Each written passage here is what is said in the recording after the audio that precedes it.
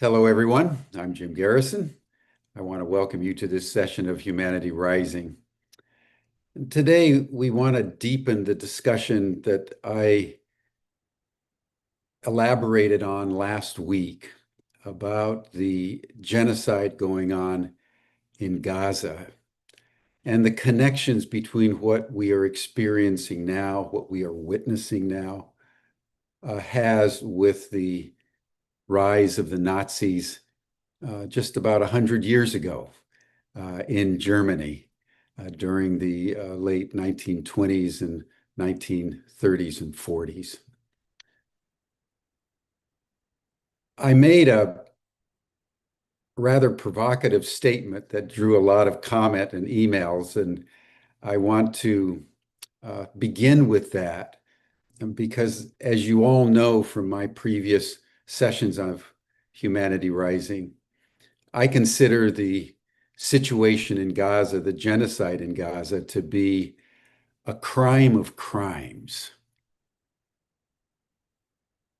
in part because the people who endured the worst genocide in history are now transacting the same intensity of genocide within the same generation on another people, in this case, the Palestinians. And I made the comment that while Hitler lost the battle of World War II, he won the war because the toxicity and the poison of Nazism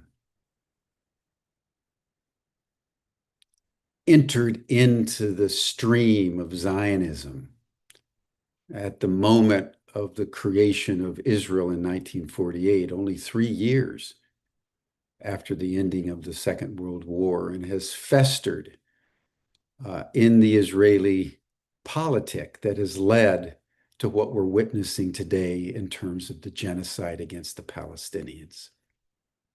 That's a strong statement to make. I also said that the same toxicity that entered Zionism entered into the United States because so many of the Nazis came to the United States directly after the war in Operation Paperclip and other mechanisms of entry. We'll get to that in a moment. What I want to do now as we open is just to refine what we mean by genocide and the striking parallelisms between the Nazi genocide against the Jews and the Israeli genocide against the Palestinians. According to the Geneva Convention on Genocide, which was written and agreed to shortly after the Second World War, genocide is comprised of two primary aspects. It is the actions designed to eliminate a group as such. It is accompanied, number two, with an intention, a stated public intention to do so. In other words, genocide has to be aimed not at sort of getting the bad guys, in this case, Hamas, which is what the Israeli government is officially seeking to do. It is the attempt to eliminate an entire people under the aegis of what is called collective guilt. And that activity is accompanied by a specific intention, which is also stated by Israeli government officials, to exterminate, to eliminate to ethnically cleanse Palestinians as a group from Gaza so that the Israelis can come in, settle it, and expand the land. I want to just very briefly enumerate the aspects that go into genocide that were so pronounced with the Nazis, and as we're witnessing, equally pronounced among the Israelis. And that is the brazen declaration of racial superiority, whether it's Aryan superiority or Jewish superiority, Jewish supremacy, as it's referred to, white supremacy. The predicate of genocide, the predicate of Nazism, the predicate of what's going on in Gaza is a racial notion of chosenness, of supremacy. And virtually everything else follows. The parallels continue when you think that one of the justifications for this among the Nazis was that the Germans needed what they called Lebensraum.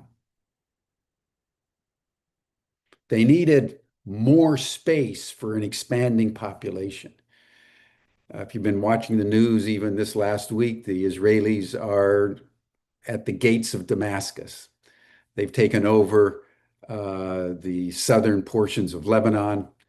They have moved into the West Bank, and it's expected that they're going to shortly just announce that they've annexed the whole thing.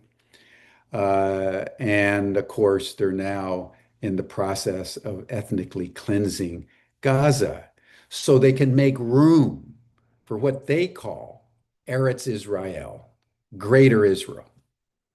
And if you look at some of the maps, there's portions of Jordan. They want to go on the other side, the eastern bank of Jordan, which is now a border. And there's indications they may even wanting to go back into the Sinai.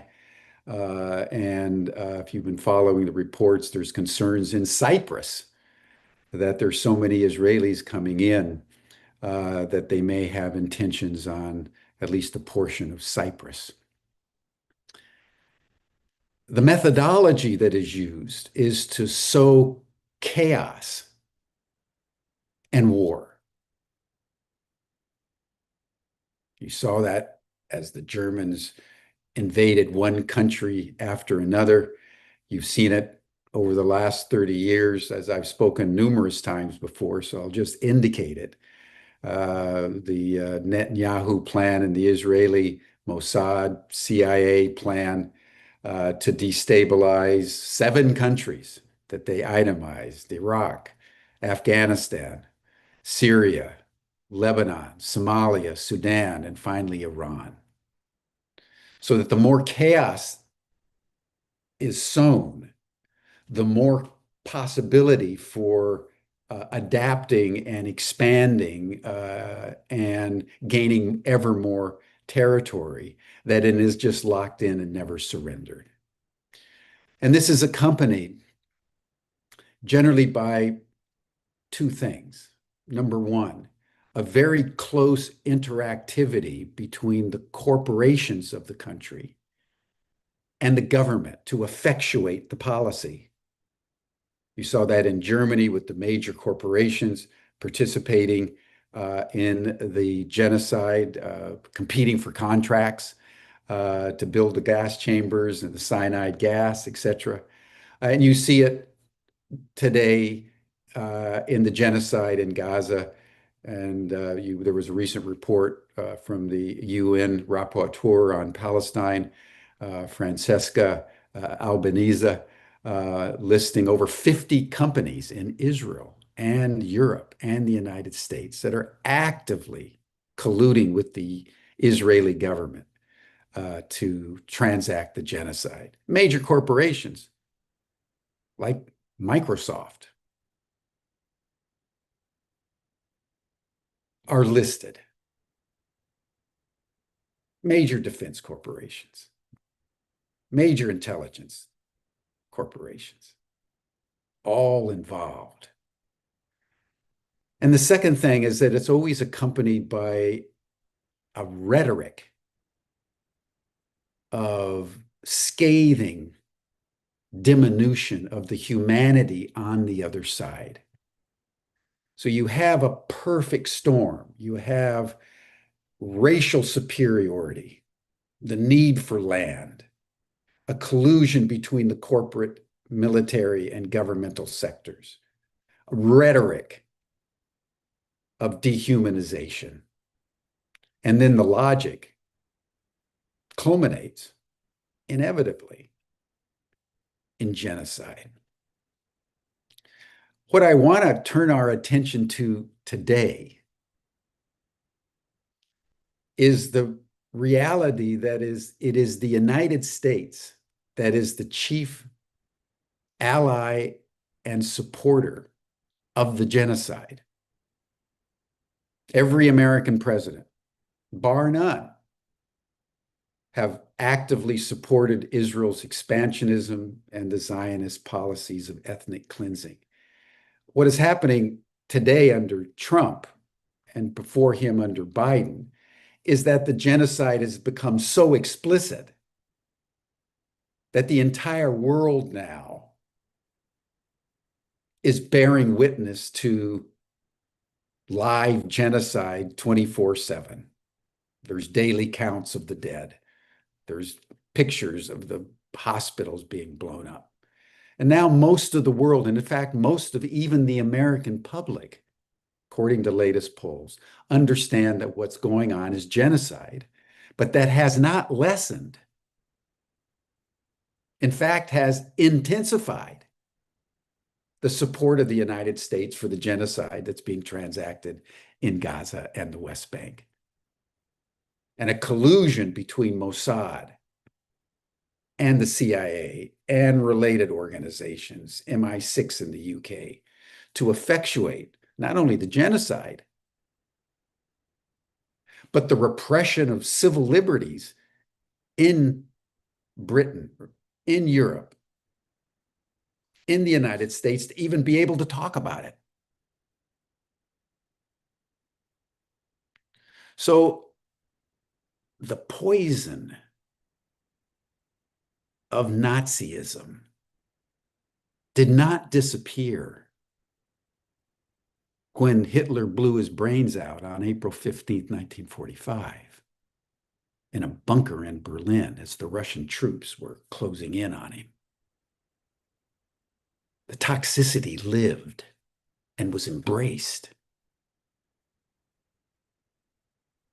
So to understand what's going on today, we need to understand the history.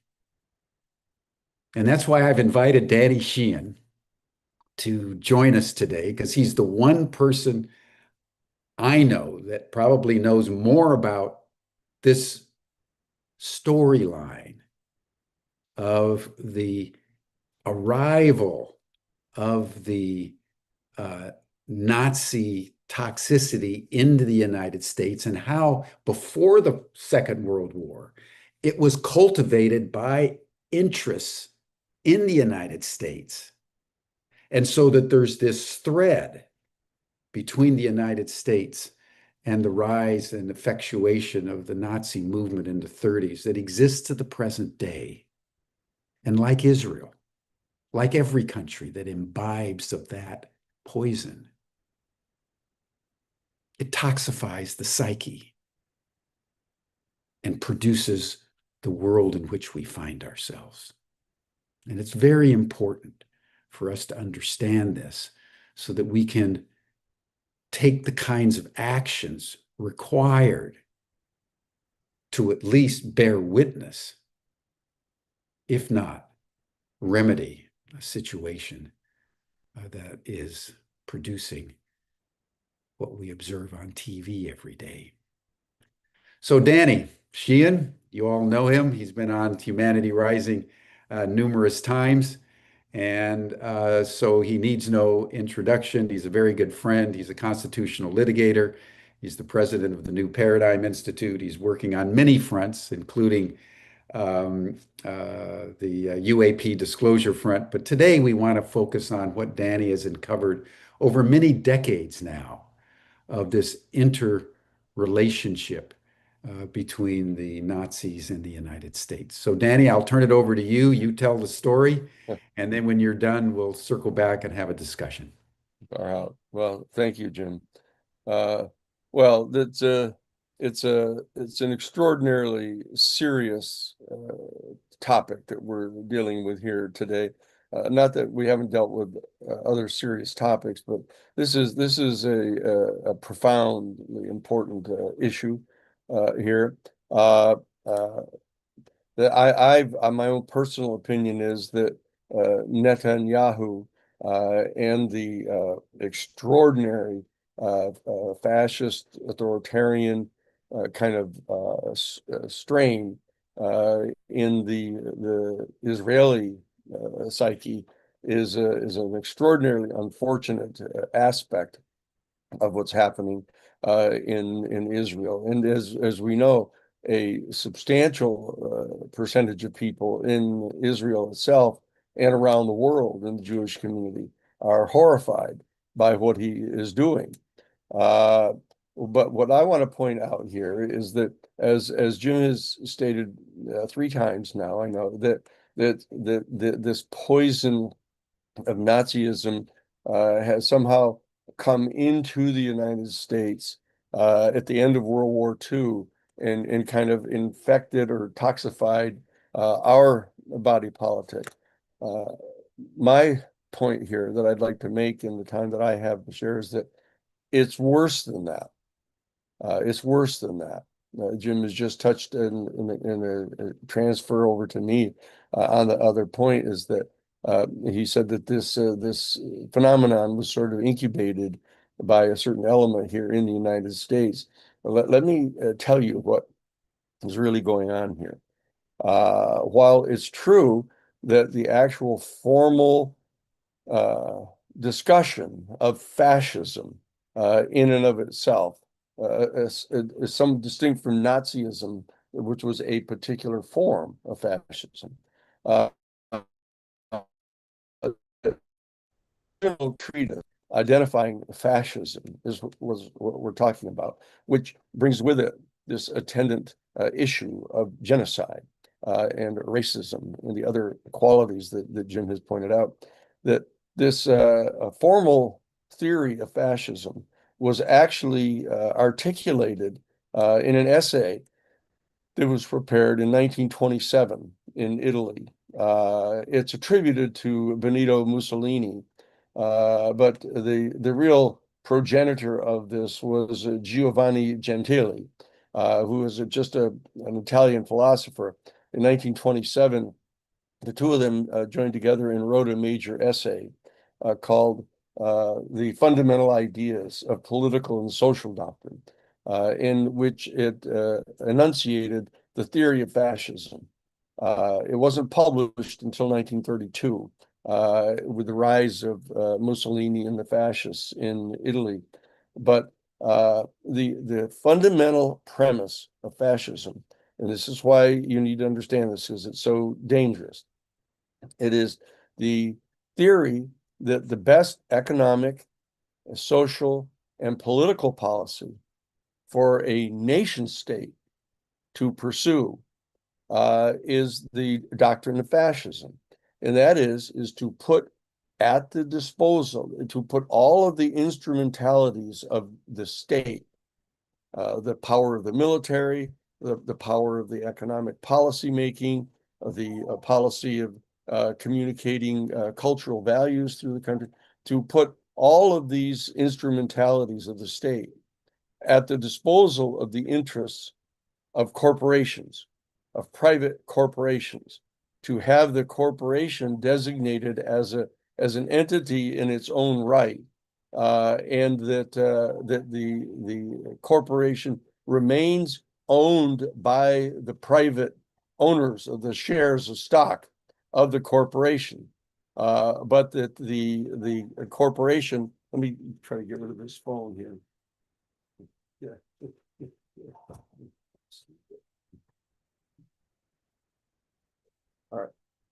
the bottom line is that the corporation's stock remains in the possession of private shareholders, individual people, private owners of the corporation, but that the government, the instrumentalities of the state are put at the disposal of the interests of the corporation.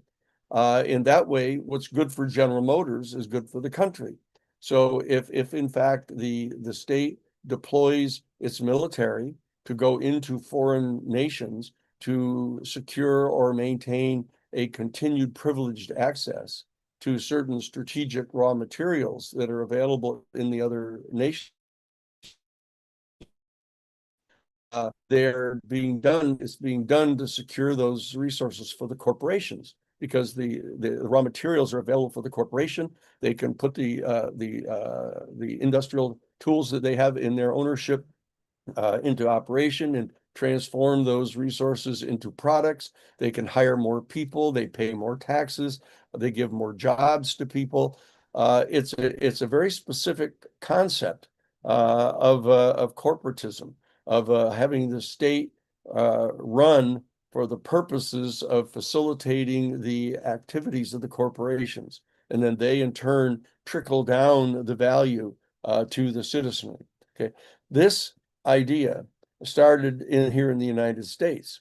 And the fact is that there was we all know about the robber barons. We've all heard the stories, even in high school civics courses, when they were still taught, that back at the end of the American Civil War in 1868, between 1868 and 1898, a 30-year period in the United States history, there arose in the country an entire subculture of the robber barons, the Carnegies, the Rockefellers, the DuPonts, the Harrimans. There's a series of like 24 families that rose up, and through the creation of the concept of the private stockholder-owned corporation, which originated in 1872 after the end of the American Civil War. In 1872, a series of court decisions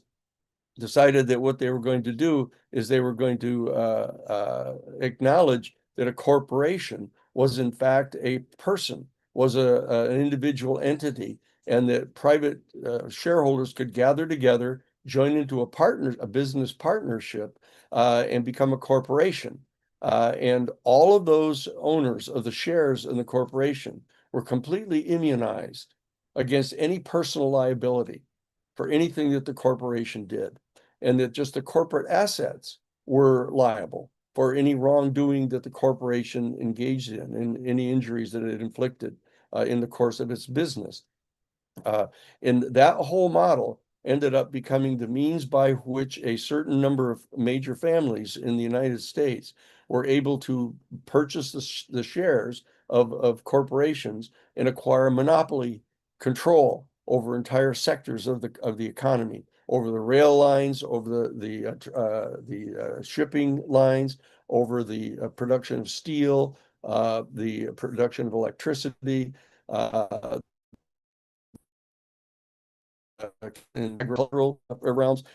That's where the robber barons came from. And what they did is they joined together these approximately 15 to 18 of these major families joined together to form a private cartel, basically, in Brown Brothers, and became Brown Brothers Harriman. It was a private investment group of these robber baron families on Wall Street in New York City. And what they did is at the end of World War One, okay, which came to an end in 1917. The United States entered into it late and became a member of the Allies in World War One. When World War One ended, there was the Versailles Treaty was entered into, and that was all supervised by the Secretary of State under Woodrow Wilson. His name was Robert Lansing. And Robert Lansing was a member of a very wealthy family. the patron, the patriarch of which was John W. Foster.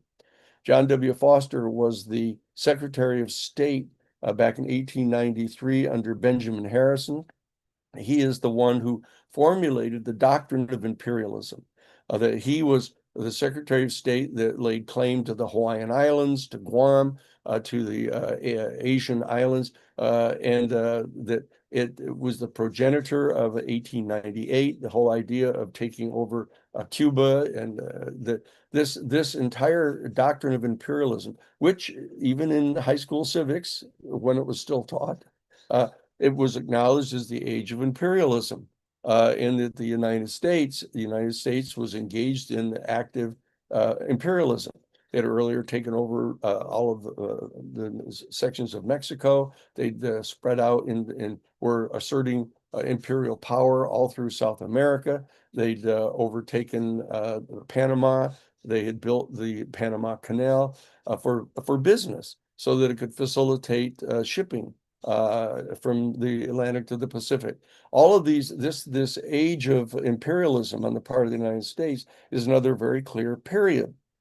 The rise of the robber barons, the age of imperialism co-joined, so that by 1898, with the rise of power in the United States, you got the regime of McKinley. And so this is, but by 1893, just 5 years earlier, it was John W. Foster was the Secretary of State who kind of promulgated and solidified this theory of imperialism. His son-in-law, who married John W. Foster's oldest daughter, was Robert Lansing, who became the Secretary of State under Woodrow Wilson. John W. Foster's two grandsons were John Foster Dulles and Allen Dulles. They were both attorneys in the law firm of Sullivan and Cromwell. And Sullivan and Cromwell was the law firm that basically facilitated the overthrow of the Panamanian government and to build the Panama Canal. It was a law firm like no other law firm, Sullivan and Cromwell. It was a law unto itself, and it became the seat of power of this Brown Brothers Harriman coalition of these robber baron families.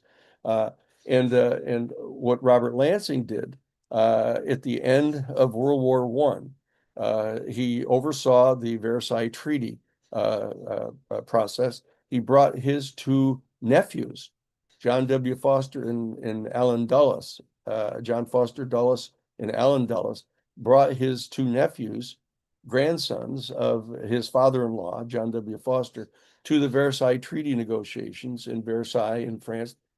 They're the ones under the aegis of Robert Lansing who drafted into the Treaty of Versailles the reparations requirements that the German government that had lost World War I was to pay reparations for the damage that they had inflicted upon private business and business entities as a consequence of mounting an aggressive war, and that they had to pay these war reparations. Now, they didn't have the money to pay the war reparations because they were knocked flat. They'd lost the war.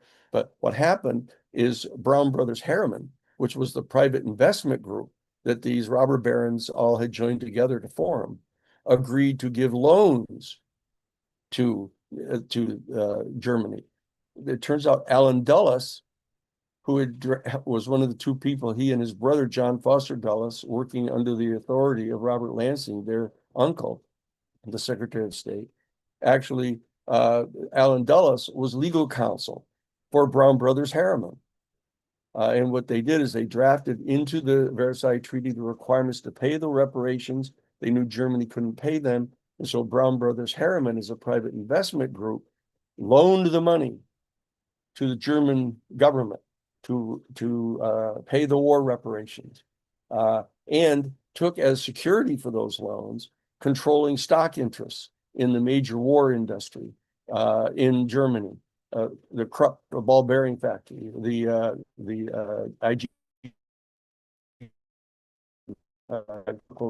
explosives, etc. And they took controlling stock interests in those corporations of the war corporations. And then at Brown Brothers Harriman, the CEO of Brown Brothers Harriman left in 1924, shortly thereafter, and set up a private bank, the Union Bank of New York, that was capitalized by the investors in Brown Brothers Harriman, these robber barons. They took a portion of their monies and they invested them to capitalize the Union Bank of New York.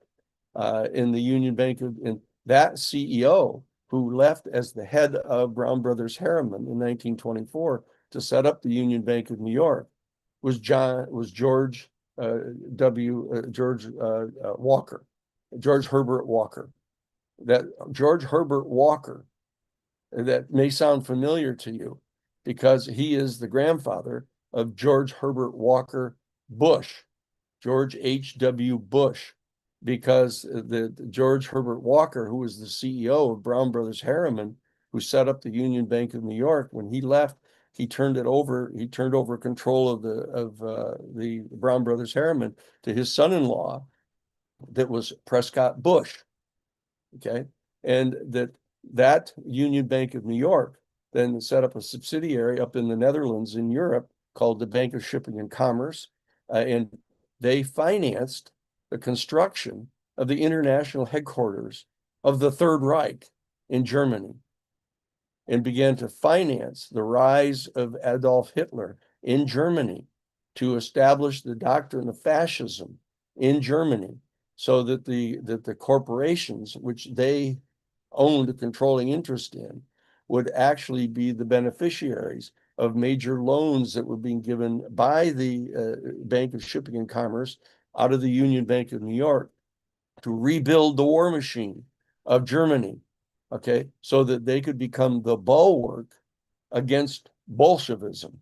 That was their actual term. They were creating the Third Reich in Germany to become the bulwark against Bolshevism, because at the end of World War I, as you may recall, the Bolsheviks rose up against Tsar Nicholas and overthrew him and forced the Russian withdrawal as one of the allies from World War I, and established socialism.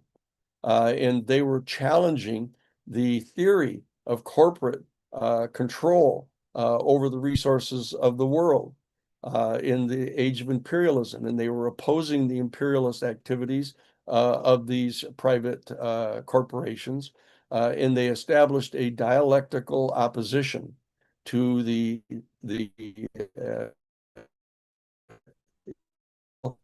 activities of Brown Brothers Harriman, pressuring the United States government to engage in various imperial ventures of attempting to secure and to maintain a privileged access to the strategic raw materials that were in other nation states around the world. This is an extraordinarily important piece of history that people are not aware of. In short, the creation of Adolf Hitler and the funding of the rise to power of the Nazi government in Germany, the fascist government in Germany, was organized, stimulated, promulgated, and financed by the investors in Brown Brothers Harriman in the United States, who had this doctrine of racial superiority. You track back to these people, they were all white, male businessmen, major patriarchs, who were fostering and promoting anti-Black racism, anti-Jewish racism, in fact, at that time. And that entire strain of racial superiority was carried into this theory that the people who owned the overwhelming majority of the shares of stock in the major monopolized corporations in the United States were white Caucasians who harbored this kind of sense of racial superiority, the inferiority of the Black race and brown people, the Native American people, etc. And they're the ones that engaged in the quest after the end of the American Civil War, in the rise of the robber barons, to attempt to crush and dispel the Native American people from North America. This is a very specific group of people, this elite, racial, superior, Caucasian corporate stock owners This is the 1% that you keep hearing about, that are being talked about now, that these people that were the investors and owners of Brown Brothers Harriman are the paradigmatic 1% of the people. And these are the people that created the Union Bank of New York for the specific purpose of funding the rise of fascism in Germany, to be the antipode, the opponent of world socialism that was being generated out of Russia in the new Soviet Union with the fall of Tsar Nicholas in 1917 in October. So this is the kind of transcendent history of what was going on at the time. And so that the reality is that the culture and economy and political were not in fact poisoned by Nazism at the end of World War II, simply because of the importing into the United States through Operation Paperclip. The scientists, the Nazi scientists, rocket scientists, to support and promulgate our rocket industry, or even Operation Overcast, which was the doctrine pursuant to which the United States government recruited the ideological leaders of Nazi Germany and gathered them together and helped them escape from Europe at the end of World War II through the so-called rat line. This was done by the United States. The leadership at the OSS and its successor, which was the American Central Intelligence Agency, Otto Skorzeny, coordinated the fleeing from Germany into South America, Argentina, Brazil, Paraguay, Uruguay. People know this. It's a piece of history, but people don't understand the relevance of it, that this is what was going on. And Reinhard Gehlen, who was the major general who was in charge in the Third Reich of the anti-Soviet and anti-Eastern Bloc intelligence all through World War II, okay, was handpicked and selected to become by the United States OSS and this political leadership in the United States, under the aegis of the pressure of the people, the stock share owners in Brown Brothers Harriman, to have him become the head of the new West German government's intelligence agency.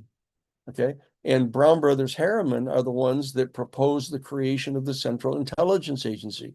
Robert Lovett, who was one of the senior partners in Brown Brothers Harriman, is the one who wrote the memo to President Truman, recommending that the OSS that had been created for wartime during World War II be basically extended into creating a Central Intelligence Agency that would have the authority under the covert operations to basically overthrow any governments in the world that were not supportive of the capitalist model of corporatism driving their economies, and anybody who was supportive of potential socialist economic policies. And this became the Truman Doctrine in 1948, right when they created the Central Intelligence Agency. And the Truman Doctrine stated explicitly that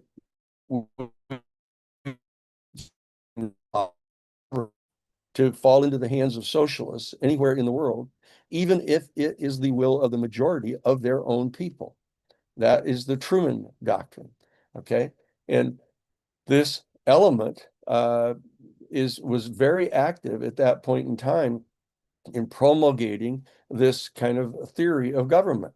And they, in fact, opposed the election for mayor's positions and things all through Europe of any of the partisans who had fought against the Nazis all through Europe, and secretly financed the election of former Nazis who got their names changed, got completely false identities and new identities, and ended up rising into positions of power in some of the major corporations in Germany that were owned, the majority shares of which were owned by Brown Brothers Harriman.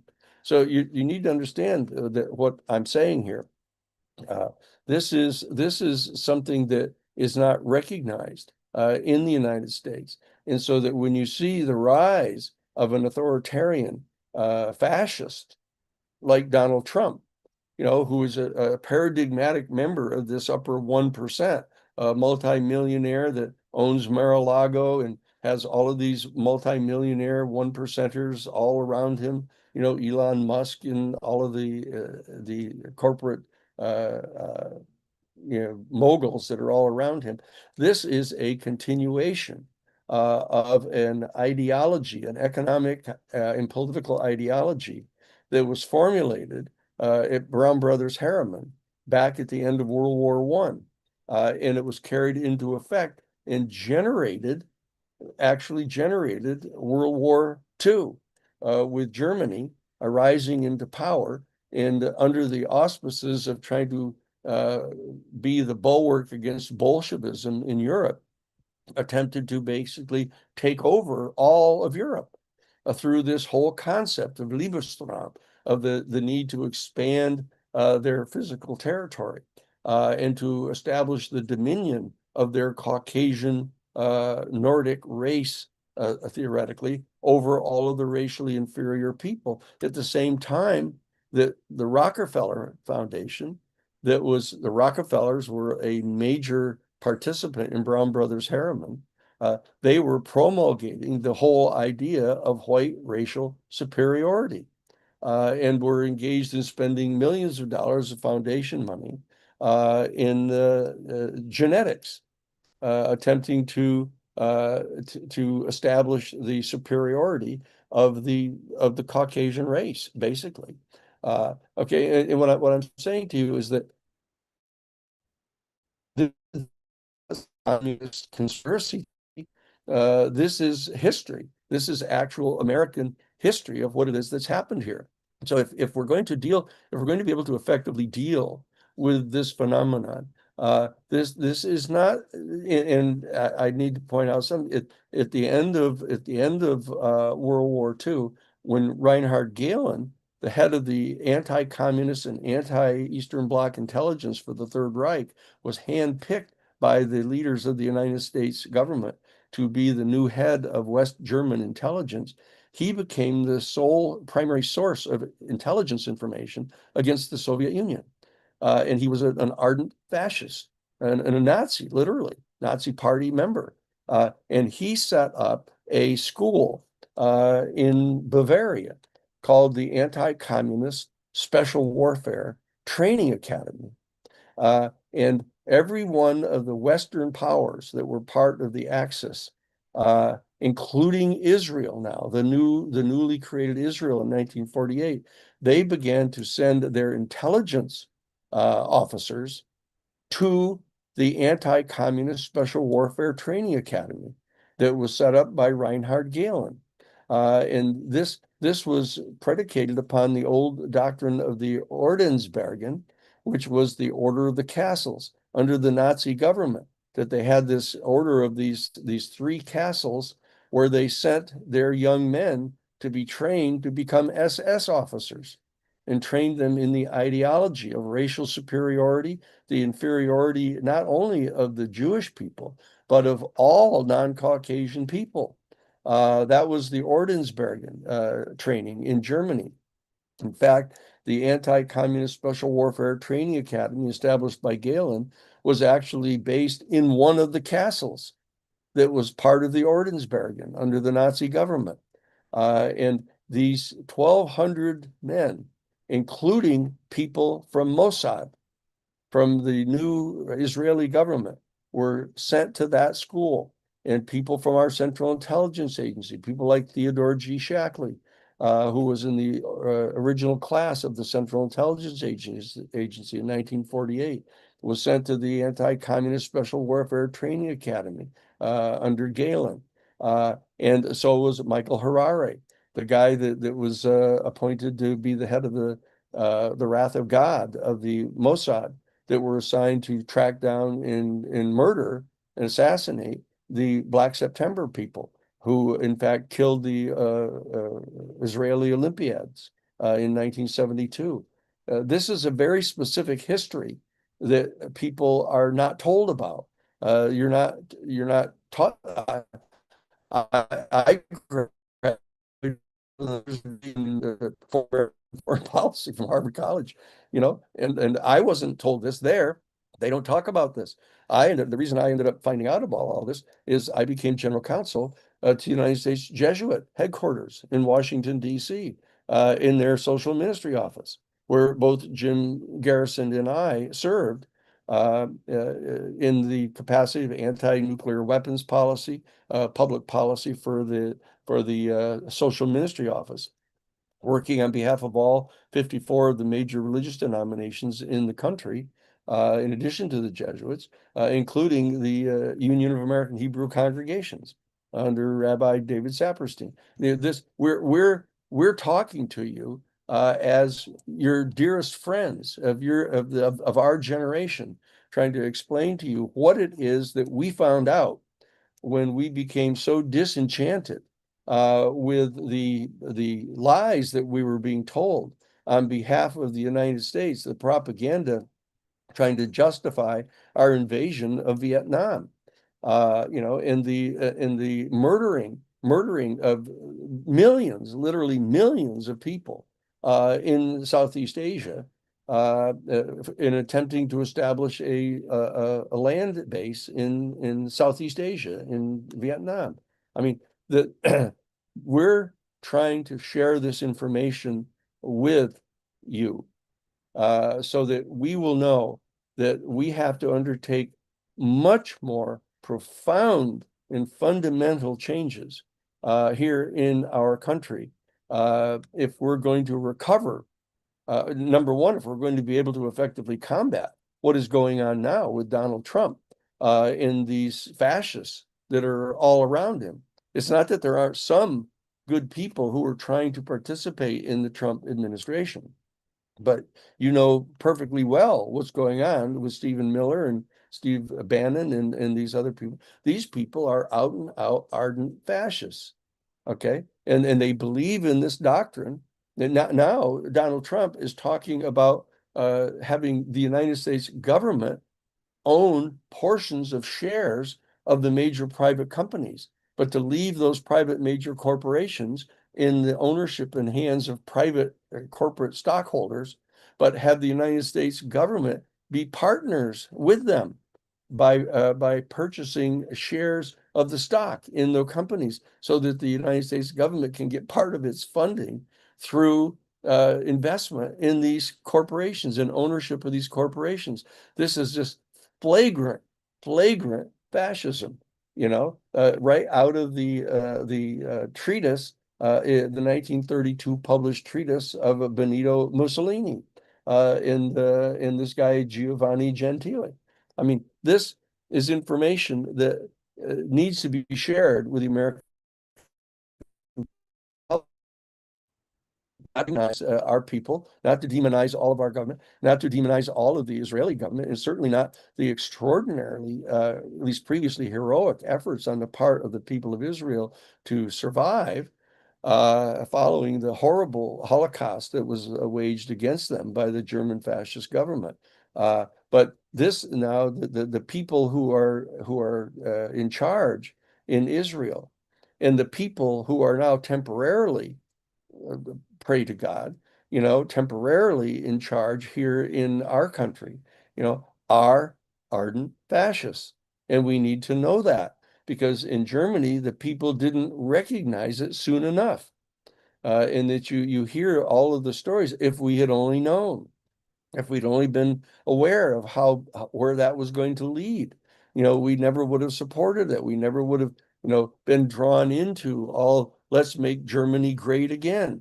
After World War I, let's rise from the ashes and make Germany great again. This is exactly what Trump is doing. Trump is making up stories about what a terrible degenerate condition our entire country is in. Chaos was reigning in the major cities that are run by Democrats, and that he's got to send in military troops like the brown shirts now.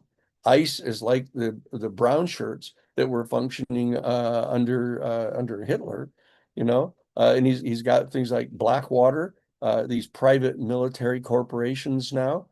that are hired by corporations.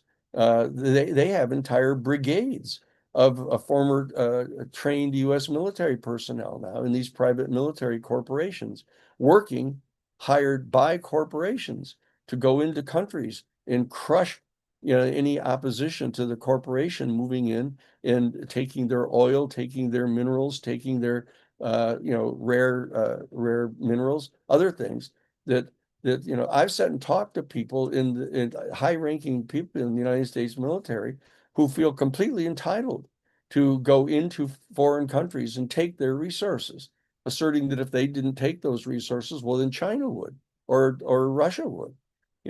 That we're on the brink right now of crossing over into a period where fascism is being accepted as a legitimate organizing principle for our government.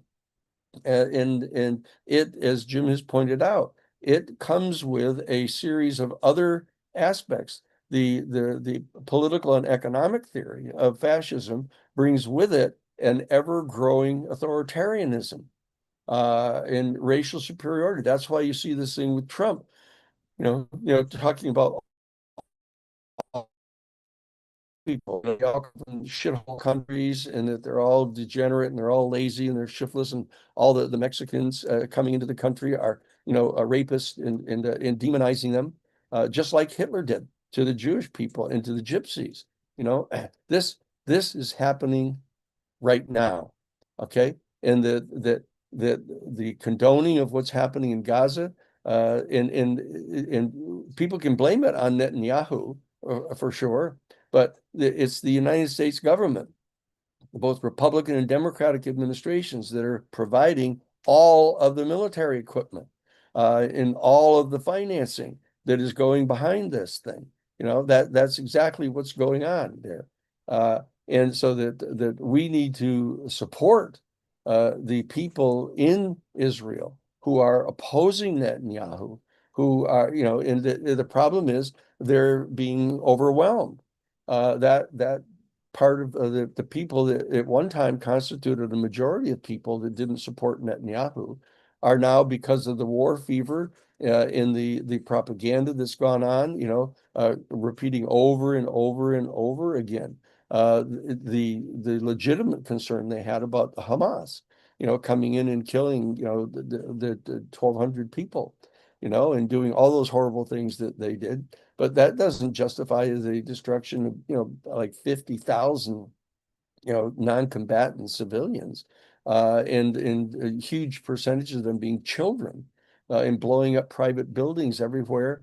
I mean, this is if I won't say if you don't recognize it now, you can know what's coming down the road. The thing is, you need to recognize it now to keep it from coming down the road at us. Okay, we've got to do everything that we can possibly do to mobilize, to unseat this government that's in power here in the United States right now, this extreme right-wing element inside the National Republican Party. We've got to oust them in the 2026 election so they don't control the House and the Senate, and just continue to rubber stamp the authoritarian, fascist economic and political policies of Trump. So it isn't just Netanyahu and the Zionists in Europe and that are engaged in the Middle East right now. But this is a poison that didn't come into the United States at the end of World War II from Nazi Germany. It is a economic and political theory that originated here in the United States. It was articulated in 1932 by Mussolini, and it is presently operative just below the surface. There's this great belief that somehow by supporting the major privately owned corporations and putting our instrumentalities of our government at the disposal of the interests of these corporations, that somehow this is the best economic model for our human family. So that Jim has asked me to come here today to just lay out this history for you, You can actually read about this if you would do the research. There's a book called The Nazi Hydra in America that you can read. I can't remember who the author is right now of that, but you can read these things are available for you. So that's information that I think is essential for people to know. This is extraordinarily controversial to raise these issues, and one has to be very careful to not fall prey to being accused of being just anti-Semitic. That I am certainly not anti-Semitic, and nor is Jim or anybody else here. But this activity on the part of Netanyahu and his right-wing, authoritarian minority government that he's got in power there, and Donald Trump here, are what they are, and we need to recognize it as such and do everything within our constitutional power to unseat these governments and reverse these policies and heal these wounds that are being inflicted upon our world at the present time. Thank you, Danny. This has been very insightful and extraordinarily challenging, I think, to many of our mythologies about what the United States is and what it represents into the world. So I really want to appreciate your deep knowledge of history and your courage to speak these truths out in the very comprehensive way that you have. I'd like to just deepen for a moment, given the fact that you're a constitutional litigator and you probably know the U.S. Constitution better than anyone, at least that I know. I'd love to have you just comment on the erosion that's happening to the U.S. constitutional Oh, fabric with this assault. Because when we think of fascism, it's certainly along the lines of supporting genocide in Israel and fomenting war and chaos abroad. But what's happening in the United States is also a very concerted, broad range attack on the constitutional that's right. structures that have undergirded American democracy for just short of 250 years. So, talk about the assault on our democratic institutions and constitutional checks and balances, because I think that's very important part of fascism and what we need Absolutely. to be dealing with. Absolutely. The fascist government, the authoritarian strain in fascism, in is it holds in contempt the concept of democracy, the idea that the great unwashed in any given nation state would actually participate in some way on an equal footing with elite, wealthy stockholder members of the 1%, that somehow they should throw over into the hands of the great unwashed masses the decision-making authority over their own country. That there's no doubt that Donald Trump holds the Constitution of the United States in utter contempt. And he has people in positions of power that he's appointed to the Third Circuit Court of Appeals now, that have stated when they were inside the Justice Department to just basically tell the judges to piss off. If they declare something that Donald Trump wants to do is unconstitutional, just tell the judges to piss off and just keep on going forward and assert your power. It's like everything that Donald Trump is doing is in a bilateral dynamic of negotiation. I'll do whatever I want to do, and if you want to try to stop me, go ahead. But I'm going to just keep on doing it. And what he's doing is he's citing Article 2 of the Constitution that created the presidency, which was put in place to carry into effect the decisions of Congress. The House and Senate and there's a United States Supreme Court case called Youngstown Sheet and Tube versus Sawyer. It's the United States Supreme Court decision where Harry Truman tried to take over the steel mills in the Korean War because there was a steel strike going on. And he just asserted the power to try to take it over, saying, "Oh, well, we're at war and in Korea, and we can't have a diminution of the amount of steel we have." So he commandeered the steel corporations, sent in the military to run the steel companies, and the United States Supreme Court ruled, saying, "Look, let's be really clear about something in the Constitution. Article 1 of the Constitution creates the Congress of the United States representatives of the people of the country, and they are the ones that make policy. These are the ones who have the power to decide whether to go to war or not, whether to commit military troops to what appropriations are going to be provided for the government. The executive branch under the presidency is there to enforce the decisions that are made by Congress, to carry them into effect, to execute the laws, not to make up the laws, and not to just do whatever Trump has actually actually stated that once he's elected, he has a right to do anything he wants to do. Mhm.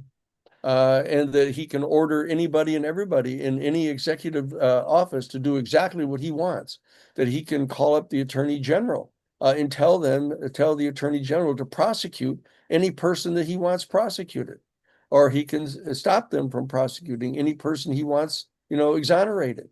People keep referring to it as being a king, and that's not coincidental. Because it was exactly those kind of authoritarian assertions of power on the part of the royalty in Europe that has caused the revolution in the United States against them. Is the whole purpose of establishing the Constitution, and that all the principal writers, James Madison, Aaron Burr, the other people that were involved in drafting the Constitution, were trained by John Witherspoon in the theological underpinnings of natural law, and that permeate our Constitution, that fundamental rights belong to our people. They don't reside in the government. There's no inherent power in the government. The government is a government of strictly delegated authority that has been delegated to the instrumentalities of our federal government by our people, and we retain the sovereignty. Okay, and the sovereignty certainly doesn't devolve to one person in the executive branch, and so that this theory of the unitary executive, where the president can just call up anybody and tell them whatever to do, that's a brainchild of Dick Cheney, back when he was the Secretary of Defense under Bush Sr. And the vice president under W. Bush. This authoritarian model of the American government. Mhm. And Trump has seized upon that. I mean, it's important to remember that I know the investigators that were hired by the first wife of Donald Trump in their divorce. And they were told in detail by her that he slept with a copy of Mein Kampf on his bedstand. Okay. And he read speeches of Adolf Hitler. This is extraordinarily important thing to know. That Donald Trump doesn't just respect authoritarian leaders; he wants all authoritarian leaders to run the nation states. That's why he praises them.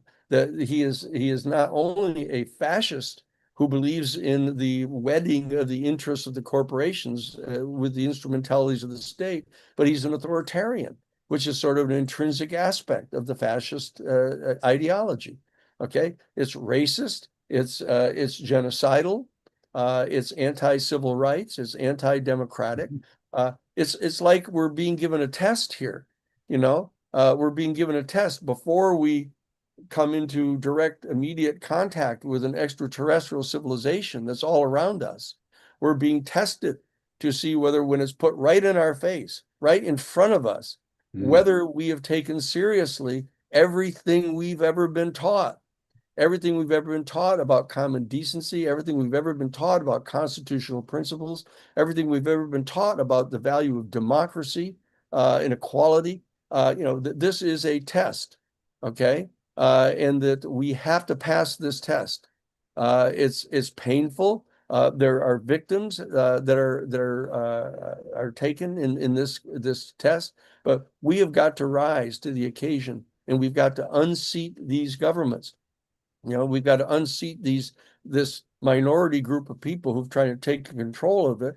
And we need to understand that this element has been with us, throughout the history of the United States and throughout the history of Israel, that this element, a minority element, has always been there. So it isn't as though we don't know what they want, but here they are. They've come forward now saying, look at everything you said about us is true. And so, piss on you, who cares? We're going to show you that we're going to do this. And so we have got to be able to gird our loins, join together, and establish unity among all of us to oppose these minority people that have taken control of these governments. Okay, and rise up as a majority, assert our constitutional rights in every single way possible. Okay, but understand that they have to be removed from power. They have to be removed from power. Yeah. One last question, Danny, because I think it both exemplifies the malignancy of what's been happening, but also the tremors of what could potentially destroy Trump, and that's the Epstein scandal. There's a lot of Yeah. Well, it's interesting. I'm just saying it's the betrayal. It's the betrayal of his promise to reveal the deeply hidden secrets of the deep state that he's speak to that. It's the Epstein secrecy, and it's the UFO stuff. Everybody wants to know about UFOs. I mean, you take the average fifth grader and ask them to draw a UFO, and they'll draw it for you, and they'll draw what an ET person looks like. And here's the United States governing powers asserting nothing to see here. There's no such thing. We don't know what you're talking about. There's just a flock of birds, that you misidentified. I mean, it's preposterous. It's preposterous. Okay, and this thing with Epstein, what we're in the process of doing, we're when Congress comes back, next week, basically, comes back to Washington, we're going to hold major hearings on September 9th of the committee. There's a task force on transparency in the government oversight, the government oversight committee in the House of Representatives. We're holding hearings on transparency to expose these deeply concealed secrets. And this thing that we've shared with you this morning is one of the secrets. The secrets that this element inside our United States culture was responsible for the rise of Hitler, the financing and training of Hitler. Okay, and that we need to know that, and that they're now manifesting in our country and in Israel and in other parts of the world, and so that this thing with Epstein is an Achilles heel of Trump, because the people are deeply offended that he so clearly promised to turn over all of this information. And he now realizes that he may have gotten away with some of the sexual philandering that he's engaged in the past, even though he's been convicted, of these criminal offenses with that regard to that. But the bottom line is that he's now afraid that because of the information about him that is in the Epstein files, that he's going to abuse all of his power as president to do everything he can do to suppress that information coming out, even though he rose to office in part promising to reveal it all, promising to reveal the UFO stuff, promising to reveal the Epstein stuff. And now once he gets in power, saying, okay, on second thought, I don't think so, and so that when Congress comes back, I'm hoping that they're going to resubmit their there's a discharge petition that has been put on the floor of the House of Representatives to compel the Speaker of the House, Mike Johnson, to issue a law mandating that every single document pertaining to the Epstein issue be made public. okay, as Trump promised he would, and as the members of the Republican Party promised it would be done. Okay, and we're going to do the same thing for the UFO thing. And we're going to insist that the additional documents that have not been released about the Kennedy assassination also be released. Mhm. Okay. And that the other information that there, not only that the documents that still exist be released, but that there be depositions undertaken to ascertain what it is that happened in the Kennedy assassination. The vast overwhelming majority of people in the country know that the president was killed, by a conspiracy. They know that, okay? And that the legitimacy of the government itself is at stake here. Mhm. And that we as loyal citizens have to rise up and assert our constitutional rights, and to demand that the members of the elected representatives of Congress fulfill their constitutional obligation to hold this government responsible, this executive branch responsible for what's happened here. Okay. And that we're going to vote them out of office and replace them if they don't do it. That's what we have to do. People have got to get up off the couch, stop, with the clicker turning from one movie from another, one football game, one basketball game, one baseball game after another, and realize that you've got to get up and become active citizens. This is a state of emergency. This is the situation that obtained in the 1930s in Germany when people kept saying, if we had only known, if we had only known. The things that we have seen happening now right in front of us already tell you that it's already upon us. And we have to move now. We have to mobilize and get everybody up off the couch and get busy, and join Citizens for Disclosure. We have a major movement. The New Paradigm Institute is Citizens for Disclosure. And it's not for just disclosure of the UFO issue.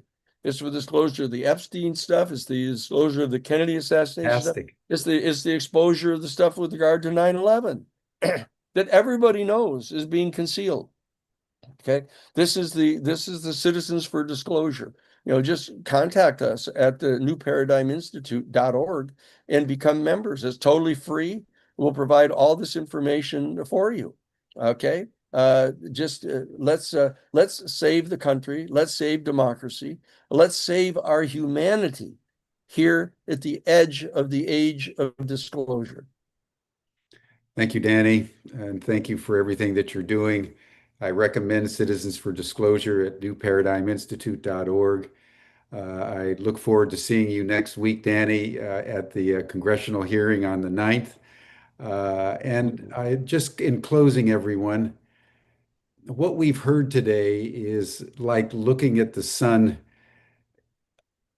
directly with your eyes. It's hard to take in the enormity of what our country and our government has done over the last century, but not unless and until we take seriously what Danny has just laid out, will we understand the gravity of our situation and therefore mobilize the energy required within us to take the actions, particularly with regards to the upcoming election, to ensure a complete turnover of the House of Representatives and the Senate toward a progressive value. So, Danny, thank you.